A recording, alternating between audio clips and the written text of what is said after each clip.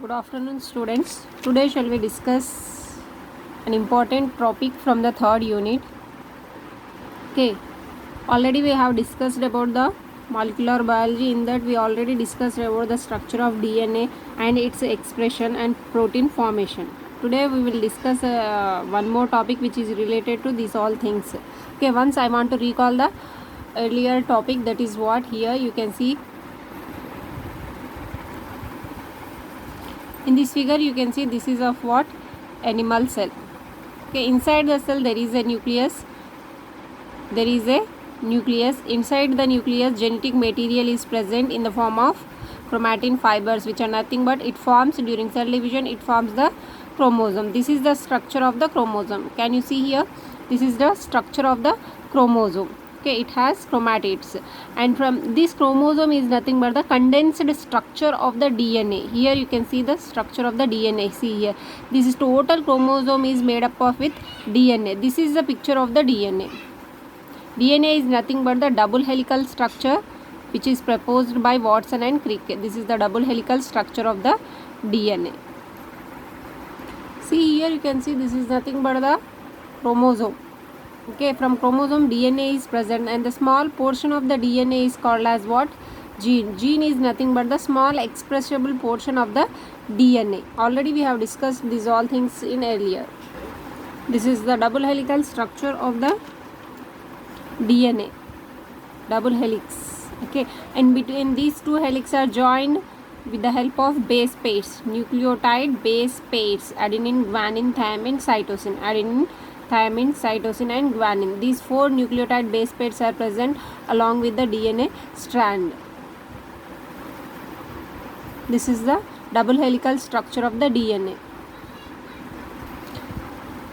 See, after the Mendel's discoveries, after the genetics, a great scientist called E. Garrod proposed a hypothesis called as one gene and one enzyme hypothesis. When he was studying congenital metabolic diseases in humans, which are heritable due to mutations in recessive genes. When he was studying the congenital metabolic diseases, which are nothing but the by birth, if a person get affected with metabolic disease, that is called as congenital metabolic disease. When he was studying about these metabolic diseases, he studied so many metabolic diseases, but in that today we are going to discuss about one metabolic disease, that is what? Alkaptonuria. That is what? Alkaptonuria. This is due to the mutations. This disease is occurred due to the mutations occurring in a gene single nucleotide base pair. Just now I have shown the figure. In that figure I said that in a cell there is a nucleus. Inside the nucleus there are chromosomes. Inside the chromosome we find the DNA, which is in which state? Double helical state. A small portion of the DNA we are calling it as gene. Here gene only responsible for the synthesis of protein, a protein or a polypeptide, which this protein may also act as enzyme. All enzymes are nothing but proteins, that one you know. Okay, after his studies he focused on metabolic diseases, and finally he concluded that each enzyme is responsible for the synthesis of each gene is responsible for the synthesis of one enzyme. Finally he proposed this one gene and one enzyme hypothesis. Afterward it was replaced by one gene one polypeptide hypothesis. Now shall we discuss what he said and what observations he was given when he was studied about the alkaptonuria. Now shall we discuss about this mutant gene function clearly, how the disease is going to occur in the persons, in the humans. Okay, see, the gene is responsible for the production of protein. I said this what is alkaptonuria? See, that disease alkaptonuria is mainly due to the blockage of one specific metabolic pathway. Here one enzyme HGO or HGD enzyme is not able to produced by the gene due to some mutations. It leads to the blockage of homogenetic acid. Because of that it causes alkaptonuria. Okay, about this alkaptonuria now detail shall we study. First, as you know, genes are responsible for the synthesis of protein or for the synthesis of enzyme. In human beings DNA, in a DNA there is a gene called as HGD gene. Okay, there is a gene called HGD. What is HGD? It is nothing but homogentisate deoxygenase gene. What is HGD? Homogentisate deoxygenase gene, which is located on the chromosome 3. It is located on which chromosome? It is located on chromosome 3. See here, this HGD gene encodes an protein. It encodes a protein. That protein acts as an enzyme. That enzyme is called as homogentisate oxidase. The enzyme is called as what? Homogentisate oxidase, HGO enzyme, or it also called as homogentisate dioxidase. So that it is also called as HGD enzyme. Both are same. HGO enzyme you can say, or HGD enzyme you can say. HGD gene, homogentisate deoxygenase gene, codes homogentisate oxidase enzyme. Okay, normally this codes and this enzyme helps in the metabolic pathways in the breakdown of amino acids called phenylalanine and tyrosine. Now shall we discuss about that metabolic process pathway where the HGO enzyme functions. Okay, once you look at this here, phenylalanine, which is nothing but an amino acid, and this phenylalanine is converted into tyrosine with the help of an enzyme action called as phenylalanine hydroxylase. It converts phenylalanine into tyrosine. Tyrosine is converted into 4-hydroxyphenyl pyruvic acid with the help of an enzyme called tyrosine amino transferase. Next, then these 4-hydroxyphenyl pyruvic acid is converted into homogentisic acid with the help of an enzyme hydroxyphenyl pyruvic acid dioxygenase.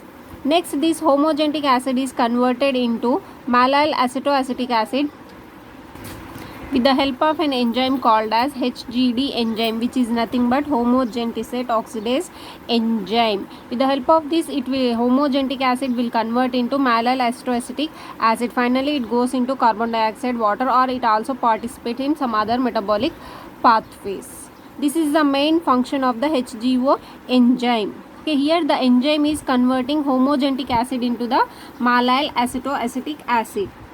Means it helps in the breakdown of phenylalanine and tyrosine amino acids, okay, which are nothing but the building blocks of proteins. These two are the building blocks of the proteins. It converts homogenetic acid into mallyl acetoacetic acid. This is the function of HGD or HGO enzyme. When HGO enzyme is mutated, HGD enzyme is not able to produce. How? If the mutations are occurred in the HGD enzyme. Which enzyme? HGD enzyme. If the mutation is occurred, a single nucleotide base mutation, then what will happen? It will change this structure and it will convert, it will not express any protein, and there is no production of any protein, then there is no enzyme of HGO. When the enzyme is not produced, when the homogentisate oxidase enzyme is not produced, what will happen? This process will stop.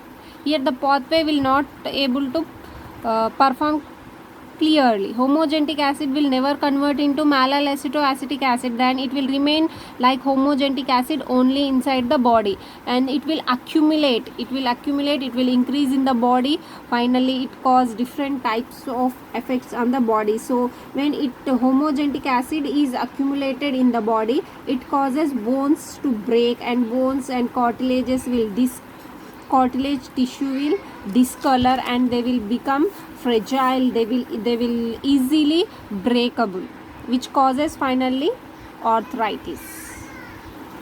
And the people who are having more amount of homogentic acid leads to alkaptonuria. In this disease they have dark brown urine. When the urine is exposed to the air, it will convert into dark brown or black. Arthritis, which leads to arthritis. When more amount of homogentic acid is accumulated inside the body, which causes the arthritis, means the bones are easily breakable, they become fragile and discolored, then it are easily breakable.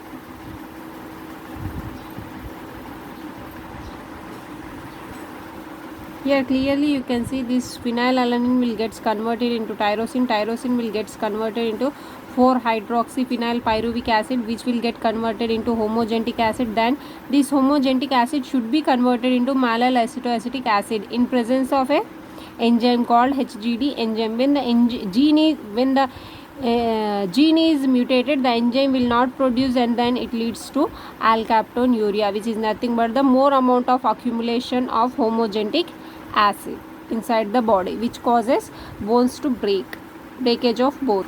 See here in this example, we come to know that if one mutated gene is present, it will affect one metabolic blockage. Here see, one gene is mutated, then there is no production of HGO enzyme, and this enzyme is functioning here. In metabolic pathway, one step blockage is there. When one gene is mutated, here one metabolic pathway is going to block because of the not production of one enzyme. So here one gene encodes one enzyme. Finally, E. Garrod concluded that each and every pathway here, the gene is responsible for the production of enzyme. Here one gene is producing one enzyme. Finally, he concluded this pathway, one gene, one enzyme.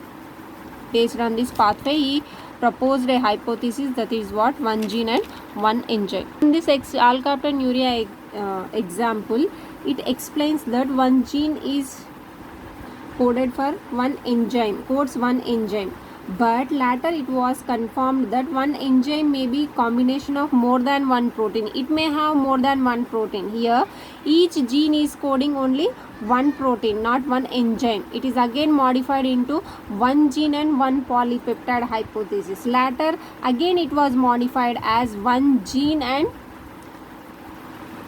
one gene may encode more than one polypeptide, means one gene multipeptides. This is about one gene one enzyme hypothesis, which was given by E. Garrod. Okay, E. Garrod. This hypothesis is again modified into one gene one polypeptide by Biddle and Tatum. They did experiments in Neurospora, and they converted this hypothesis into one gene and one polypeptide hypothesis.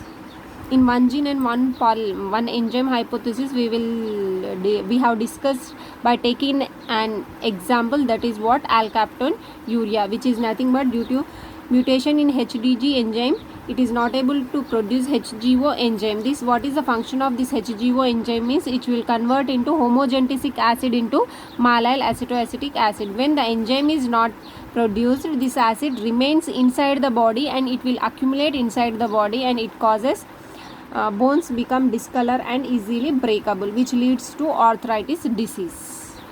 And it also accumulated in the kidney. If it is accumulated in the kidney, means it creates stones. Due to that, blockage of urine may also occurs. When a person is infected with this disease, when he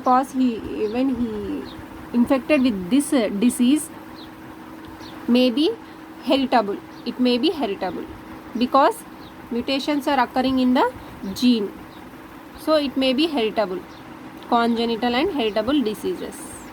Thank you.